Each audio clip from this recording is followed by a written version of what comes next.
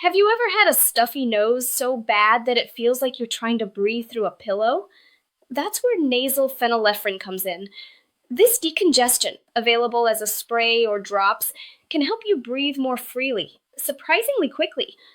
Unlike congestion pills, which are broken down by the digestive system, nasal phenylephrine works directly inside the nose, where it can provide faster relief. So, how does it work? It shrinks swollen blood vessels in your nasal passages, allowing air to flow more easily and reducing that blocked up feeling. Think of it like reopening a highway jammed with traffic. Generally, adults and children over 12 use 2 to 3 sprays in each nostril, with several hours between doses. Gently blowing your nose beforehand can help.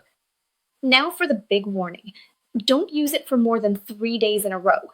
Longer use can cause rebound congestion, meaning your nose may become even more blocked once the medication wears off, creating a cycle of repeated use. Mild burning, itching, or sneezing can happen after using it. People with high blood pressure, heart problems, diabetes, thyroid disorders, or an enlarged prostate should talk to a doctor before using it. And as always, follow medical advice and read the product instructions carefully.